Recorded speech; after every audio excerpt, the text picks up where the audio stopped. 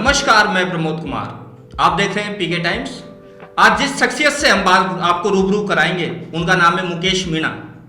राजस्थान के गुलाबी नगर pink city press club के अध्यक्ष हैं और 30 तारीख को दोबारा से मतदान एक बार होने वाला है। और कौन कौन से यहाँ पर अध्यक्ष यहाँ खड़े हो रहे हैं और उनमें से किस तरह से मुकेश मीणा जी दोबारा से विजयी हो पाएंगे, इसके लिए पूरी धरातल पर वो काम कर रहे हैं। लगातार पत्रकारों से रूबरू हो रहे हैं और आज हम उनसे जानेंगे कि क्या कारण रहे, ऐसे कौन कौन से ऐसे काम रहे जो उन्होंने अपने कार्यकाल के अंदर किए और अगले आने वाले समय के अंदर और क्या क्या इच्छा है जो रहेगी अगली बार अगर वो चुनाव जीतते हैं तो वो उन्हें कर पाएंगे। सर, आपका बहुत बहुत स्वागत है। वर्तमान में आपने क्या क्या काम किया पत्रकारों के हित के अंदर, सरकार को और पत्रकारों को साथ लेकर आपने कौन कौन से कार्य किए? देखिए, pink city press club Jaipur का एक प्रतिष्ठित क्लब है और इसमें जो तमाम जो पत्रकार साथी हैं वो मेंबर हैं। जो एक क्लब यहाँ पे सारी फैसिलिटीज़ मिलती है साथियों को। और इसके लिए हमने सबसे पहले तो क्या है कि जो क्लब की जो पिछले कुछ समय से जो व्यवस्थाएं जो बेपटरी हुई थी उनको वापस पटरी पे लाने का काम किया। और इसके लिए सबसे पहले तो हमने क्या किया कि सब लास्ट ईयर जैसे ही हमने जो चुनकर आए और एक बिजली का बड़ा भार था, पेंडेंसी थी, करीब 10 लाख से ऊपर की बकाया थी, तो हमने एक मुश्त उसको बकाया भुगतान करके उसको चुकाया। और जो सबसे बड़ी बात ये थी कि 25,000 रुपये हर महीने की पेनल्टी लग रही थी हमारे सामने, उसको हमने ख़त्म करने का काम किया। और करीब इस वित्तीय वर्ष में करीब 21 लाख रुपए से अधिक का पेनल्टी और जो बकाया था वो भुगतान करके पूरा आज इसका पूरा बिल जीरो बिल है। तो ये एक ऐसी उपलब्धि रही कि हर महीने बिजली डिस्कनेक्ट होने की परेशानी आ रही थी, लेकिन अब वो पहली बार ऐसा देखने को नहीं मिला। दूसरी तरफ हम प्रेस क्लब को किस तरह से आत्मनिर्भर बनाए, उस दिशा में काम करने के लिए हमने या लोगों को जोड़ने के लिए, पारिवारिक माहौल देने के लिए उस दिशा में काम किया। तो जो हमारी लाइब्रेरी थी उसमें लाइब्रेरी का रंग रोगन करवा के वापस से वहाँ पर 5-7 कंप्यूटर लगवाए और वापस पत्रकार साथी वहाँ खबर लिखने लग गए। दूसरी इनकम सोर्स के लिए हमने ये पहल की कि लंबे समय से हमारी जो प्रेस क्लब की जो लाइब्रेरी जो ऑडिटोरियम था उसकी लिफ्ट खराब पड़ी थी। तो हमने मैं इसके लिए जो महात्मा गांधी के ओनर ML स्वर्णकार जी का भी आभार प्रकट करता हूँ कि उनके सहयोग से हमने नई लिफ्ट इंस्टॉलेशन का कार्य शुरू करवा दिया गया है। तो करीब 10 लाख से अधिक की राशि से वो लिफ्ट लगेगी। तो उसका फायदा ये होगा कि जो बुकिंग्स है, VIP बुकिंग्स है, वो भी प्रेस क्लब में आएगी, प्रेस क्लब की इनकम सोर्स में इजाफा होगा। चूँकि हमने ये धरातल पर काम किए, उसके अलावा जो हमारी मंशा है कि जो इसके जो खर्चे हैं वो उसको मीट आउट करने के लिए जो हम सोलर यहाँ पर लगाने की कोशिश थी, लेकिन सोलर का उस प्रयास भी किया, सरकार से इस सिलसिले में बातचीत हुई, लेकिन वो अभी नहीं हो पाया। तो हमारा जो आने वाले टाइम में ये मकसद रहेगा कि यहाँ पर सोलर प्लांट लगाए ताकि जो बिजली का भार है वो भार बिल्कुल कम रहे, वो नहीं पड़े। साथ ही जो कैंटीन की जो व्यवस्था है वो हमें दुरुस्त करनी है, बाकी है। जो क्लब के मेंबर्स है उनका जो कार्ड है, डिजिटल कार्ड है, उसकी भी हमने प्रोसेस शुरू कर दी। कर्मचारी उसका भी वो भी हम काम कर रहे हैं उस दिशा में भी। तो हम आने वाले टाइम में वो कार्ड का भी डिजिटल कार्ड जारी करेंगे। गेट है, एंट्री गेट है, वो मजबूत करने की सिस्टम है। इसके अलावा जो कर्मचारियों के सामने काफ़ी कुछ समस्याएं भी आई बीच में। कर्मचारियों की समस्या भी थी, लेकिन जो ESI काफ़ी लंबे टाइम से जमा नहीं था, करीब 5.5 लाख रुपए का बकाया था, वो हमने जमा करवा के उनके जमा हो गया और आज उनके हेल्थ कार्ड जारी हो गए। तो कर्मचारियों के अगर कभी कोई परिस्थिति होती है, बीमारी होती है, यानी बीमारी है, तो वो काम आएगा कार्ड। तो हेल्थ का भी हमने उसका ध्यान रखने की कोशिश की है। दूसरे एंड पे एक तरफ तो प्रेस क्लब को आत्मनिर्भर बनाने के लिए हम काम कर रहे हैं, दूसरे एंड पर हम सरकार से संवाद कायम करके जो पत्रकारों के जो इश्यूज है उन पर बातचीत कर रहे हैं और बातचीत करके जो उनकी समस्या है उनका समाधान करने की दिशा में काम किया। तो अभी CM साहब ने जो बजट पारित हुआ उसमें रिप्लाई में जो पत्रकारों के लिए जो लंबी हाउसिंग बोर्ड की आवासीय योजना की घोषणा की है। तो मेरा मानना है कि जो पत्रकार साथी है उनका जो आवास का सपना जयपुर में रहे तो वो मिल जाएगा। अगर जयपुर में हाउसिंग बोर्ड का फ्लैट अगर 3 BHK फ्लैट जयपुर में मिलता है तो एक बड़ा सौगात मिलेगी। तो हमारी मकसद है कि तत्काल हम जो वापस से इसको मूर्त रूप दिलाना, इस घोषणा को मूर्त रूप दिलाना, उसमें काम करेंगे। साथ में जो वरिष्ठ पत्रकारों की सम्मान निधि थी उसमें 3,000 रुपये की बढ़ोतरी की है सीएम साहब ने, तो उसको तत्काल एग्जीक्यूट करवाए, क्योंकि 15,000 से 18,000 रुपये वो है। और उसके अलावा जो हमारी जो प्राथमिकताएं हैं अब आने वाले टाइम में, तो हमारी मकसद है कि जो एक्रेडिटेशन जो नियम है उसमें अड़चन आती है, तो उसमें काफ़ी जो वीडियो जर्नलिस्ट आती है, फोटो जर्नलिस्ट आती है, उनको शैक्षिक राइडर लगा हुआ है, तो उस वजह से नहीं हो पाते। कई जो संस्थानों में कोटा है, कोटा कम होने की वजह से काफ़ी पत्रकार साथी वंचित हो जाते हैं उसके एक्रेडिटेशन से। तो हम चाहते हैं कि जो उसमें शिथिलता बरते और कोटा से बाहर जाकर उनका स्वतंत्र एक्रेडिटेशन किया जाए।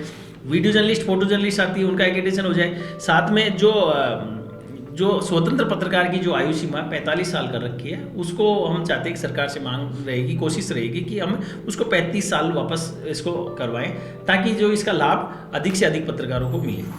सरकार ने एक RGHS जो हेल्थ स्कीम जो जारी की है पत्रकारों के लिए, बहुत अच्छी स्कीम है, लेकिन उसमें जो OPD शामिल नहीं है। तो सरकार से हमारी बातचीत भी चल रही है और हमारी पुरजोर कोशिश रहेगी कि OPD को उसमें शामिल किया जाए, ताकि पत्रकारों को अगर कहीं जाता है इलाज कराने, दिखाने, जांच करवाने, तो उसका एक्स्ट्रा पैसा बर्डन उस पर नहीं आए और काम हो।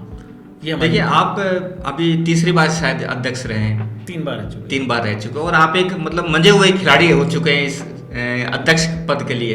तो आप और कौन कौन से ऐसे काम है जो आप कराना चाहते हैं अगर आप विजयी होते हैं तो? इस बार 30 तारीख को अभी चुनाव आयोजित होने वाले हैं, और पत्रकार आपको ही वोट क्यों दे, ये भी थोड़ा सा आप बताइए। देखिए, चूंकि पत्रकार साथी सभी के बारे में जानते हैं, जो भी सारी प्रत्याशी है, उनके समर्थक है, सब अपने अपने पक्ष में दावे करते हैं, लेकिन मेरा यही मानना है कि जो पत्रकारों के साथ में हरदम खड़ा रहे, 24 घंटे उनके लिए रहे, और प्रेस क्लब हित, मैं पहले कहा कि प्रेस क्लब और पत्रकारों के हित में मैं संकल्प लेकर काम कर रहा हूँ, और उस दिशा में आगे बढ़ते हुए इस मुहिम को आगे पहुँचाने का काम है कि जो पत्रकारों के हित में क्या किया जा सकता है। बिल्कुल उस दिशा में आगे बढ़ते हुए जो इश्यूज है वो सरकार के सामने उसको मजबूती से रखकर उनका काम करवाना। जैसे काफ़ी पत्रकारों की अभी पेंशन के मामले भी जो फाइलें कुछ अटकी हुई थी, तो सरकार से बात की, अभी आवेदन लंबित है, कुछ फाइलें नहीं, तो सरकार के समक्ष बात करके उनका निस्तारण करवाना। जिनकी जो पेंशन जो अभी बढ़ी है वो बढ़ी हुई लागू हो जाए, तत्काल एग्जीक्यूट हो जाए।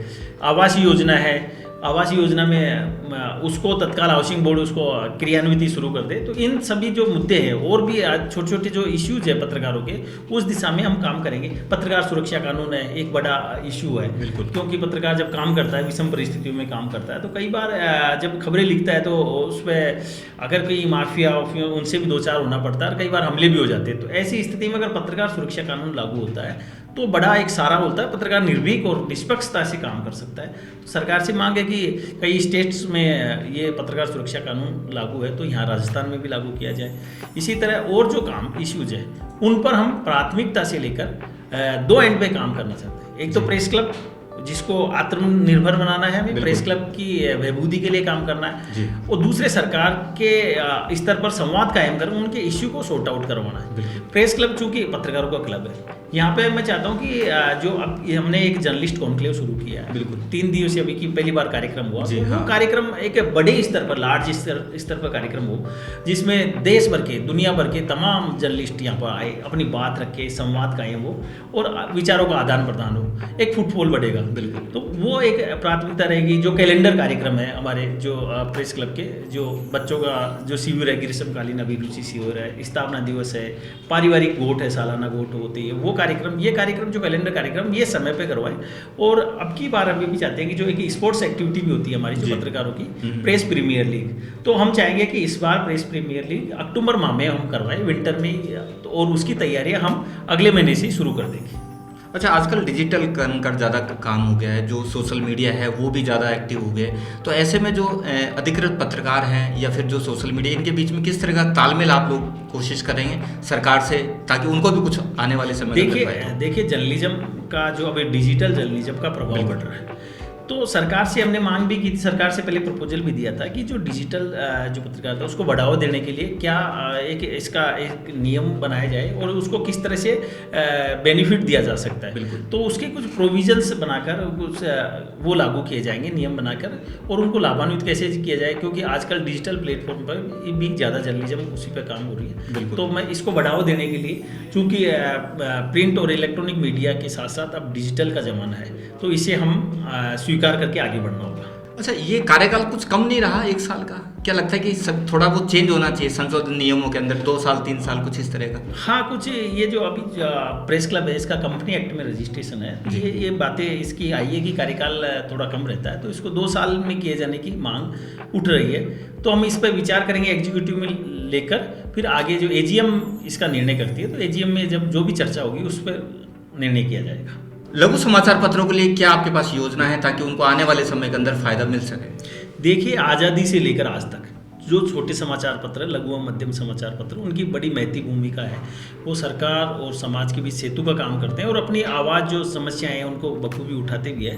तो ऐसी स्थिति में जो छोटे समाचार पत्र है उनको बेहद उनको संरक्षण की ज़रूरत है। तो मैं राज्य सरकार से हमने मेमोरेंडम भी दिया था और मैं मांग करता हूं कि उनको हर महीने 4 विज्ञापन उनको दिया जाए और एक विशेष पैकेज छोटे समाचार पत्रों के लिए जारी किया जाए ताकि इनका प्रभुत्व बचा रहे। नहीं तो छोटे समाचार पत्रों के सामने बड़ी चुनौतियां हैं, आर्थिक चैलेंजेस काफ़ी है। तो ऐसे हालात में इनको संरक्षण देने की महती आवश्यकता है। तो मैं राज्य सरकार से मांग करूँगा और इसमें संवाद भी कायम किया है कि जो विज्ञापन नीति है उसमें संशोधन किया जाए और इनको विशेष प्रोत्साहन दिया जाए। साथ ही जो डिजिटल पॉलिसी है, जो उस डिजिटल मीडिया प्लेटफॉर्म को उसको प्रोत्साहन देने के लिए सरकार ने इसकी पॉलिसी भी बनाई है और इस दिशा में हमने बातचीत की है। तो और इसको बेहतर किस तरह से एग्जीक्यूट किया जा सकता है, किस तरह से आगे जो ज़्यादा से ज़्यादा मैक्सिमम फ़ायदा मिले पत्रकार साथियों को, उस दिशा में कार्रवाई करने की ज़रूरत है। और जो हमारे जो क्लब में जो अभी स्थिति है कि जो सभी साथी आते हैं तो कई बार उनको वेल फर्निश्ड फैसिलिटी भी चाहिए। तो हम चाहते हैं कि जो क्लब में अब आने वाले इस सत्र में, साल में, हम यहाँ पे कैफेटेरिया डेवलप करना चाहते हैं जो एक बढ़िया सी सरस पार्लर की तर्ज हो, जिसमें जयपुर डेयरी से भी बातचीत हो चुकी है हमारी। तो एक कैफेटेरिया डेवलप होगा, जो हमारी जो कैंटीन सुविधा उसको बेहतर करके नया उसमें फर्नीचर और कटलरीज अच्छी सी व्यवस्थाएं हो, वो उस काम करने का हम प्रयास करेंगे। तो मैं इस मौके पर सभी साथियों से मैं जो मेरे सहयोगी साथी है उनका भी बहुत सहयोग रहता है, तो मैं सभी साथियों से अपील करना चाहता हूँ एक बार, वो सभी साथी जिस तरह से हर साथी के बारे में, प्रत्याशियों के बारे में जानते हैं कि किसने क्या उपलब्धि रही, किसने क्या किया, तो तमाम एनालिसिस करके अपनी जो वोट है, बहुत ही महत्वपूर्ण वोट है, ये प्रेस क्लब की दशा और दिशा तय करेगा और आगामी जो पत्रकारों के हितों में जो काम किए जाने हैं उसकी दिशा में मील का पत्थर साबित होगा ये टेन्योर। तो इसलिए अपना महत्वपूर्ण वोट मुझे मत एवं समर्थन देकर मुझे मजबूत करे, मैं सभी का आभार जताता हूँ। बिल्कुल, धन्यवाद। तो आपने सुना, ये थे हमारे साथ मुकेश मीणा जी, वर्तमान पिंक सिटी के अध्यक्ष इस समय रहे और 30 तारीख को चुनाव होने वाला है। आप भी चुनाव में भाग लें, देखें किस तरह का पत्रकारों का ये चुनाव होता है और अपने आप में एक बहुत ही ऐतिहासिक, बहुत बेस्ट ये चुनाव रहता है और आने वाले समय के अंदर हमारी शुभकामना है कि मुकेश मीणा जी यहाँ पर विजय हो और अपने जो पत्रकारों का और सरकार के बीच का जो समन्वय होता है, पुल का काम है, वो अपने तरह से बहुत ही श्रेष्ठ तरीके से करें। आज के लिए इतना ही। जय हिंद, जय भारत, धन्यवाद।